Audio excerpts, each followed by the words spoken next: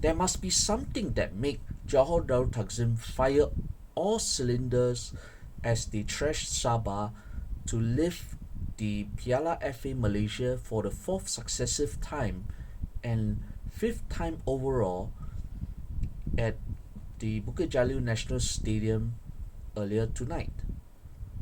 And this was considering how lackluster the Malaysian domestic champions were in the last few games, where they only managed one win in their last four competitive outings, where their only win also came in the Piala FA semi-final second leg against a tough Kuching City outfit, while they had to endure insipid draws against Priakanrich Sering of Cambodia in the ASEAN Club Championship Shopee Cup, and despite firing 40 over shots, lose still but and was still unable to get the full 3 points against a relatively weakened Shanghai Port FC side earlier this week in the AFC Champions League Elite game. And to compound matters, an earlier 0-2 away loss to Melbourne City in Australia, also in the ACLE League's phase. So, what made them suddenly get those Southern Tigers suddenly getting them so fired up and into gear just in time to deliver the goals as they did? Albeit, I must admit, they were actually a lot less ruthless and more merciful in a way compared to how they demolished Selangor 6-1 at the same venue in last season's FA Cup final. And to put it in context, perhaps in the lead up to the Piala FA Malaysia final, the region of Johor, Tunku Ismail, Sultan Ibrahim did pay a personal visit to them.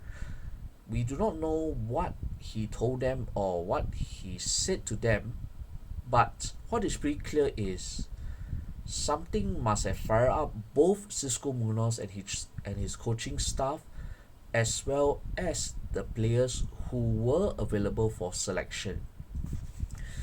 And on the eve of the game, it was revealed that Bergson was unavailable through injury, so depriving the Southern Tigers of a prolific sharpshooter, at least at the domestic level. So the burden of delivering the goals now fell onto the feet of Jairo and to a certain extent Oscar Arribas. Both men did not fail in their task, but you can say that there was a visible difference in the way how Johor treated Sabah compared to how they treated Selangor at the same stage in the same competition over the past 2 years. True, the Southern Tigers got all guns blazing in the first half of the first half, especially when they raced to a 3-0 lead within that period.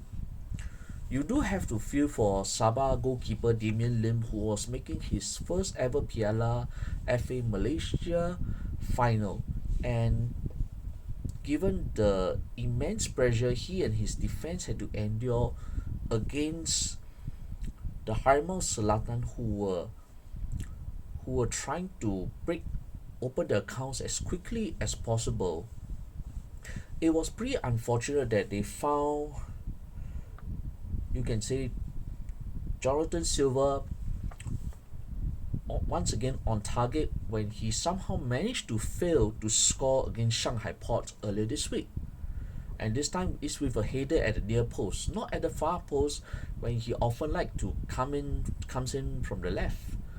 And for the second goal, it would be an unfortunate case for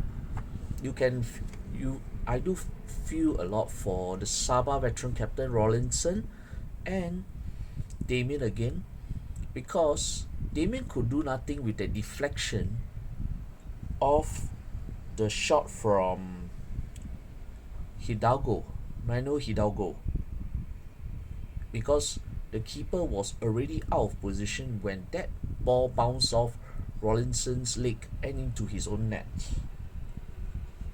Then you have Gyro's low diving header, very risky but a well calculated move by Oscar Arribas, who also actually contributed the assist for the first goal with the free kick. So it's like something must have clearly worked in between that fruitless 0-0 draw against Shanghai Port, where they registered 40 over shots and 0 goals, against Sabah, where they produced only half the shots or just over half the shots they produced against Shanghai Port, but managed to score 5.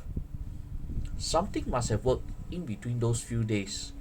People could say it's the TMJ magic, people could say it's the effect of, I think, what the big boss has told them or scolded them, or we wouldn't know whether the warning letters or verbal warnings were retold to the coaching staff and the players for their recent dismal performances in recent games, in especially a rather subpar few weeks by their usual high standards.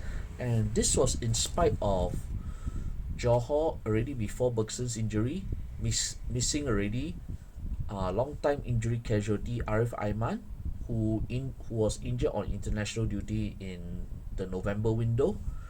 You have the 3 band players who remain unavailable: John Irazabal, Hector Havel, and Jaro Figueredo.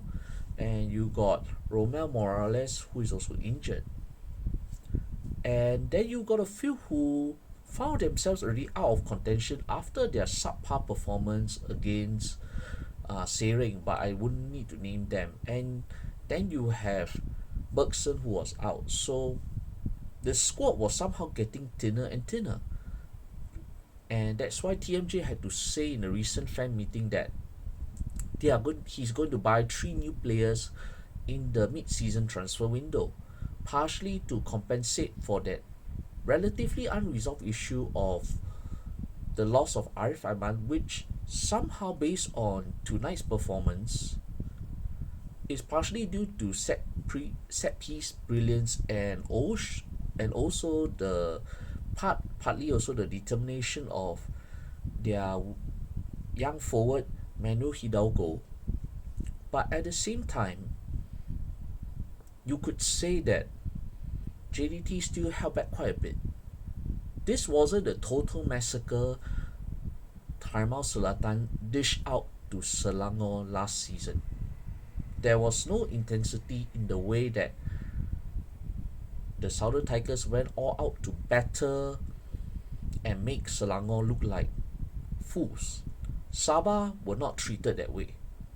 I know it sounds strange to say that, although even in the win, there are still 1 or 2 areas of concern, and we do not know whether the Johor management would like to hear about it. I mean, them dominating to win is not a surprise. They have the technical excellence, they have the technical superiority, and Oscar Arribas, while he's not Arif Aiman's direct replacement in terms of being able to cause trickery down the right, his ability to deliver set pieces and the timing of his runs to cut in and deliver the 4th goal makes him quite a valuable attacking threat when bombarding down from the right wing-back position. That's the role that he has usually held, while he's also equally adept on the left as well. So that is one. Then you got Jonathan Silva, who has been in recent weeks one of the rare positives in the Harimau Selatan's first team squad in the absence of Arif Aiman, where he has been able to contribute a bit in his absence and finally maturing himself into a key player ever since joining the club at the start of this season. And in this final occasion, he showed why he was a critical pivot, not just with his first goal, but also stretching the Sabah defense as much as possible And Hidalgo, the young Argentinian, it was his direct running that caused quite a few problems to the Sabah defense, especially to the Sabah midfielder Manuel Cifuentes, who eventually got dismissed for two yellow cards early in the second half. Still, in spite of a decent all-round play, I think it's probably fair to look at it's not as total as it's a dominant performance, it's an expected win. It was a deserved victory for the Harimau Selatan. It's a good win for Cisco Munoz and his coaching staff, who for now receive a stay of execution.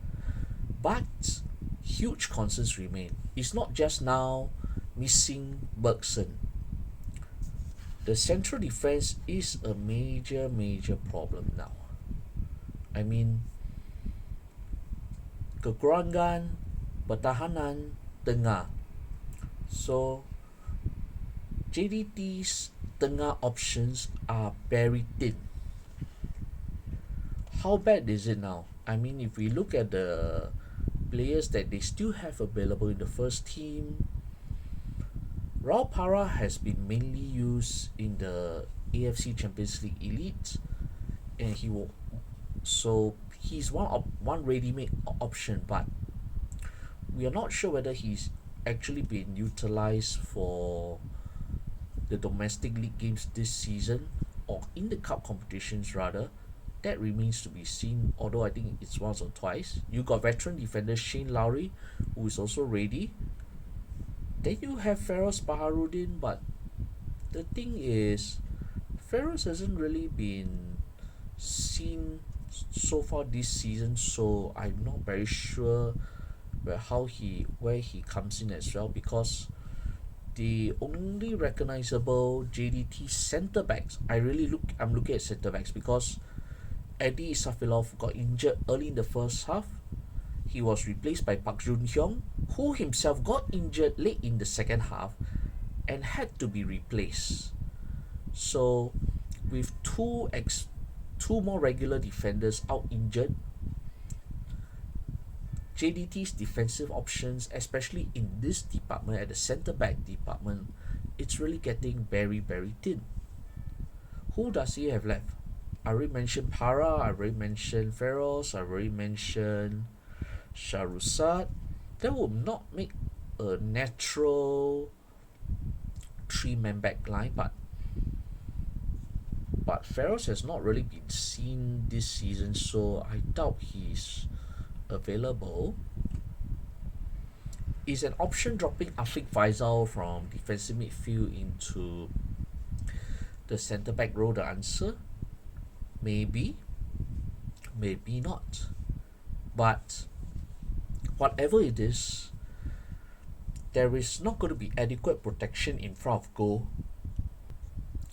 especially when on the more serious occasions where we expect the Southern Tigers defense to be stretched as much as possible by continental and regional opponents, with two difficult fixtures against Japanese oppositions in the ACLE in the next 2 months, and also seeing out the remaining Shopee Cup fixtures, where although as much as Shan United are considered minors in JDT's Group B in the ASEAN Club Championship, but the embarrassing 2-2 draw away in Cambodia would have served a warning that no opponent, however weak, should be underestimated.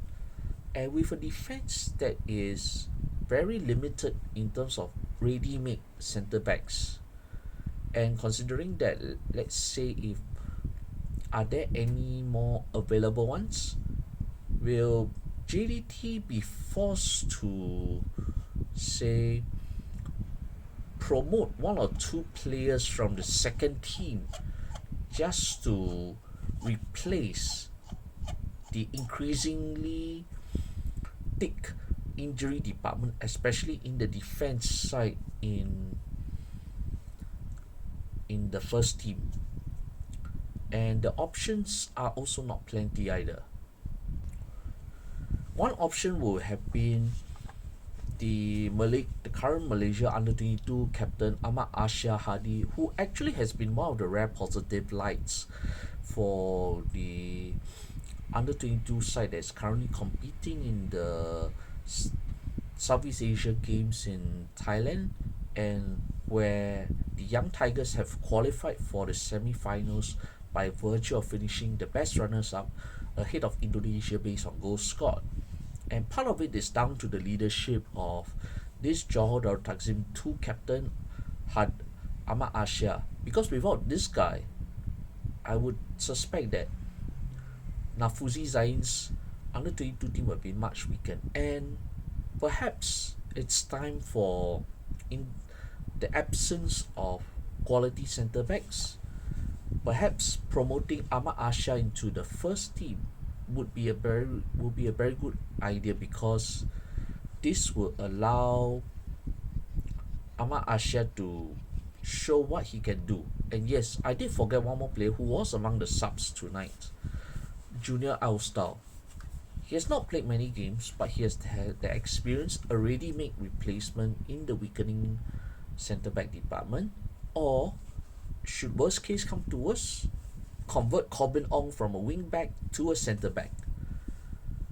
So there are options available, but it's not the preferred options for Cisco Munoz, especially where Park is probably expected to be out for a while, given looking at the seriousness of his injury towards the end of the game where he had to be stretchered off. So when you look at the way how the Johor Darul Takzim defensive tengah department is set up, I would say currently that option is quite thin. And while Shihan didn't have much to do today in the final, but at times maybe it's by then Johor were in such a commanding lead that they'd probably take a foot off the pedal to allow Sabah to come at them at times in the second half, which in a way became a bit of a no contest, despite Johor adding 2 more goals in the second half. So there is that. The second point of contention, and this might not please Nacho Insa. Nacho Insa, I'm afraid, he's really not the player he used to be. JDT should consider replacing their captain, and perhaps, dropping him down to the bench, no. Because he no longer has the legs. He may have the experience, but he also no longer has that ability to hold the tempo in midfield. It's the others who are carrying him now. It's the other 10 who are carrying Nacho.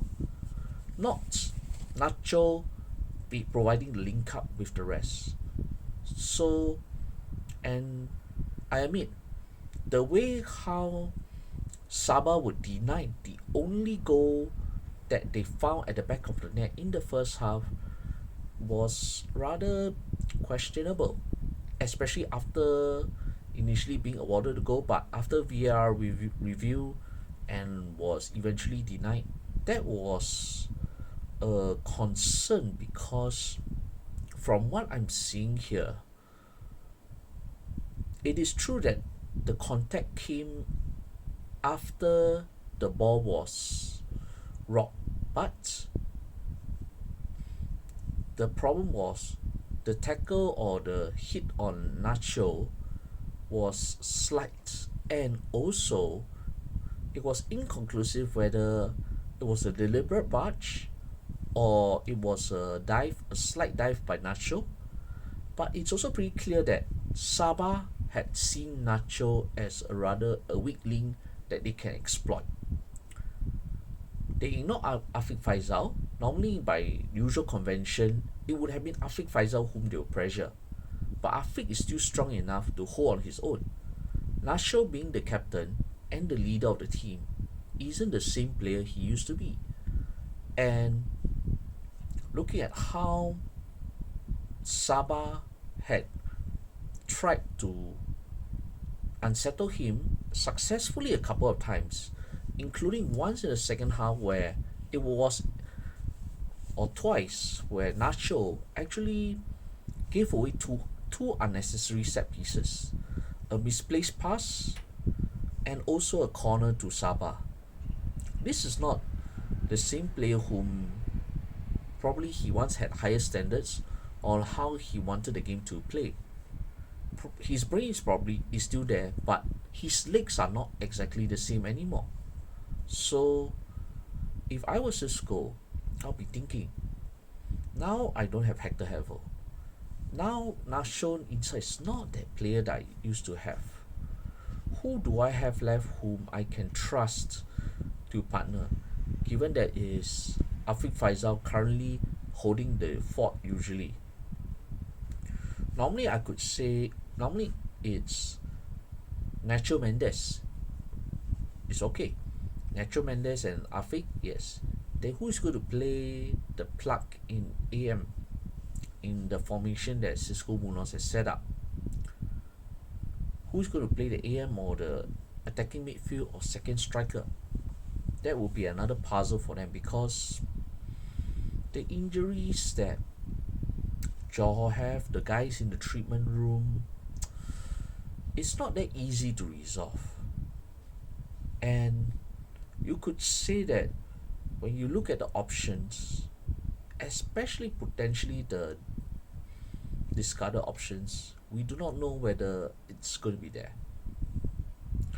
I mean, do you really want to put Hong Wan to partner Afiq Faisal? Hong Wan unfortunately has shown against Sering that he's not at JDT level. He's not, despite spending a number of years there. So Hong Wan is probably one of the players whom I expect to go in either the mid-season transfer window or at the end of this season. So Hong Wan is not a ideal option unless it's an emergency. Then who else? I mean, in the absence of Hector, if Nacho is not the right guy to bring the club forward, who else? I think there aren't that many options here in centre midfield. We can't be asking Bergson when fit to plug all the way back into centre mid, or Arif Aiman if fit to plug into that second striker, even though he was deployed there on occasion before. So this is a rather fluid thing, but the concerns about Nacho, even in a dominant JDT win, is actually concerning because this is not a performance you expect on even, you can say, domestic competitions are like just like normal routine competitions or trophies to collect, but for Nacho to fall to such a poor level, I think questions has to be asked whether Nacho still has what it takes to play even in Liga Super Malaysia. Yeah, this, I mean, they've been trying to save his tank, keep him ready for occasions like this, but yet he has shown that when it comes to those occasions, no. Even if Nacho is going to play, has been playing 60 minutes only, still no. Perhaps you could reduce to just 30 minutes, the way he probably did against Sering as a substitute, and that's it. Do not put him as a starter ever again. He's not going to help the team lead. He's going to need the other 10 to help him, not him being the leader to guide the team through. He's becoming a burden as a starter. That is the concern. I know it's rather puzzling to, if anyone asks, why am I attacking on JDT quite hard even though they won 5-0? The thing is, we know that Sabah were putting their effort. It's just that JDT were fired up enough to deliver. It was a case more of good individual performances on some individuals who rose to the occasion. Oscar Arbas, 2 assists and 1 goal. Gyro, one goal, and I think he forced a save. Then you also have, I think, Manu Hidalgo, who was quite good in up front going forward and scored the final goal. The defense itself held well in spite losing two defenders during the game. Yeah, but there are concerns, and these concerns normally will not be much of a concern if it is a total performance and a euphoric win and all that. But we are not talking about any cup winning team. If this is Sabah who won the FA Cup, I will not be talking about this, because Sabah have not won the Piala FA Malaysia for 30 years and counting. This was the closest they've gotten to seeing the trophy for the first time since 1995. And to be fair to Sabah, every player played his part in trying to keep the score as low as possible, and they did try to push their way forward. They did try to cause some problems. Damien, despite conceding 4 goals, was not at fault for any of them. The 3 of them in the first half, you can say maybe he was ball watching, but that quick reactions from the JDT attackers, especially the set plays, they were too precise. You will feel for Damien Lim, and you feel that he must have wished that this was a JDT that was misfiring against Shanghai Port, not the team that showed up to win the trophy with 5 goals tonight. Then you got the unfortunate sending out because of a second yellow by Cifuentes that put Sabah on quite a bit of a back foot, but by then Johor had already taken its foot off the pedal already, so it has become like a second half was a bit like a procession. It was just a matter of whether Johor wanted to be ruthless or Johor wanted to go all out. Turns out this is not Selangor. Sabah should be thankful that they are not Selangor, because if this is Selangor, I think Johor might have pounced harder, might have been a lot more aggressive, might have scored. I know it would have been very embarrassing for Malaysian football. A double-digit final scoreline that would have caused a huge inquiry on any defeated team. But both Johor and Sabah knew the occasion. Only the referee somehow did not read the script. Perhaps he could have been more lenient in deciding whether to dish out that second yellow to Cifuentes in the second half. He could have possibly told Cifuentes, one more time, and then off you go. Did this referee do it? No. How about the VAR? Maybe it is not JDT's fault, it is not Sabah's problem. It is more of the referee himself, who gave at times, I think the referee with himself was a bit overwhelmed by the occasion, the nerves. Because when those flashpoints, I think he could have given Sabah the goal, Johor could have scored the same 2 goals, and it would not have made much of a difference. But the referee did not make a good final either. This is not a good final overall, but the referee did not make it good because of his scratch hit decision making on a number of occasions. And normally when it comes to cup finals, the normal rule of the thumb is you do not send off somebody unless the offense is that serious to warrant a sending off.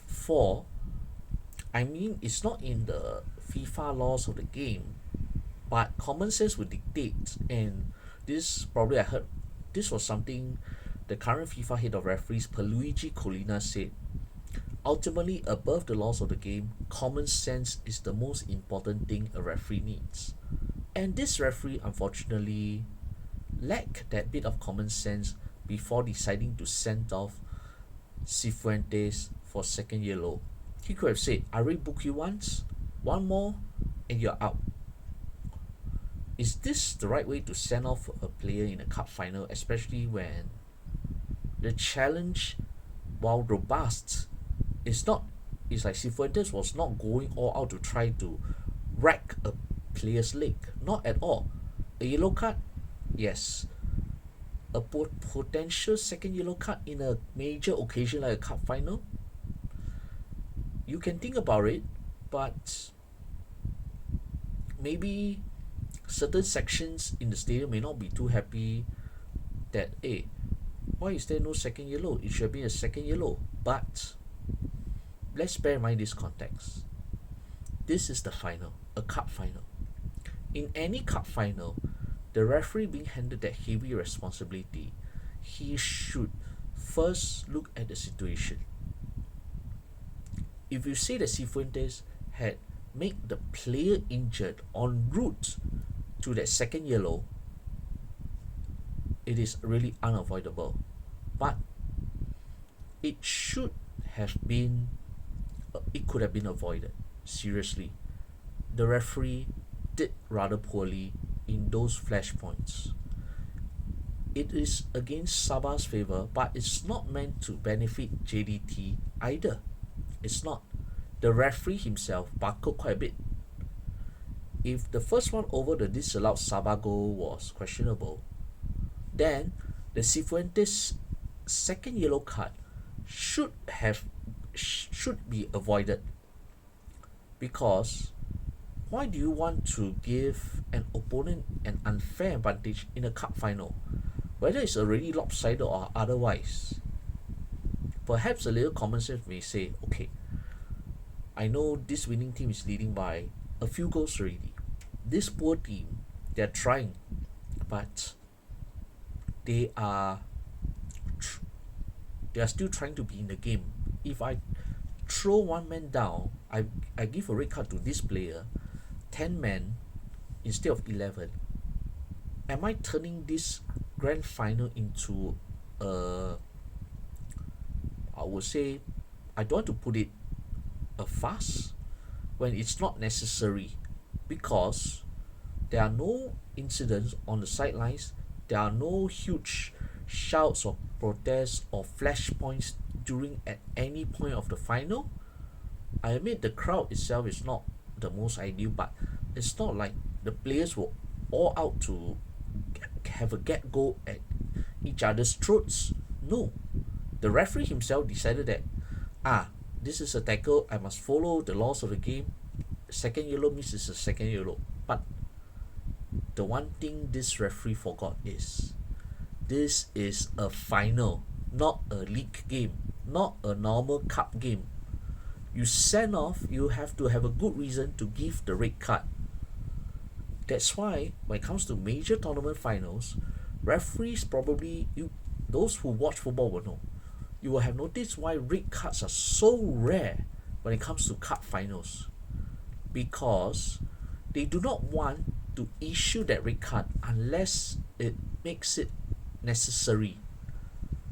In this case, for that second yellow, it cannot be given. That second yellow, no need to dish out. Just warn Cifuentes one last time, and if Cifuentes keeps tackling for 10 times, 5 times even, then yes, send him off. But not between the first and yellow, no major warning. After all, who doesn't want to not play in the final?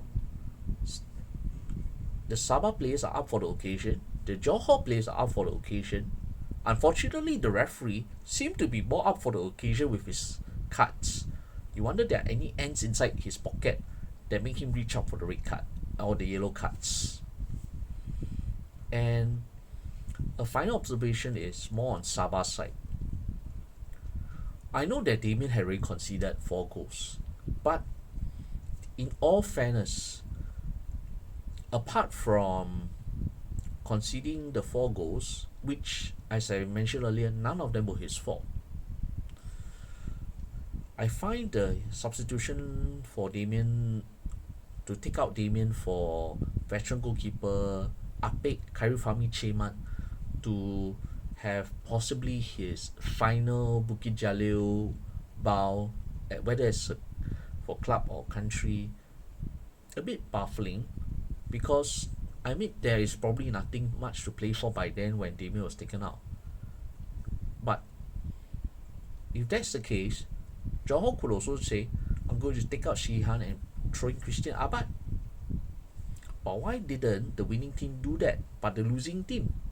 Because does he feel that having Kairifami, the 40-over-year-old now in goal, is a safer bet than the up and rising Damien? I doubt it. But that substitution in particular doesn't make sense to me. And I think Apek has already been to enough of these occasions to know what this is all about. And perhaps it would have been better to let Damien finish the full game, even if it ends in touchwood 6-0. At least you know that every Sabah player had given his thunder's best, which every Sabah player did. Every Sabah player gave everything on the pitch. You look at the desperate clearances in the first half. You look at the defending in the first half. You look at the tackles or at times the robust challenges the Rhinos make in that first half. In the second half, when they tried to go forward to search for that goal, where Fergus Tierney had one shot dragged wide as well, trying to unlock the Johor defense that was already weakened by one enforced withdrawal of a key defender in the first half, and would suffer another enforced withdrawal later in the second half. That, I would say, you can say that as much as Johor gave them the leeway, Sabah also worked to make sure that they showed why they were in the final instead of Selangor. If this is Selangor, I bet Johor would have been a lot more ruthless, a lot more, because of the now traditional animosity between JDT and Selangor, because of not just the traditional rivalry, but in recent years over the controversies, I think personality disagreements and all that.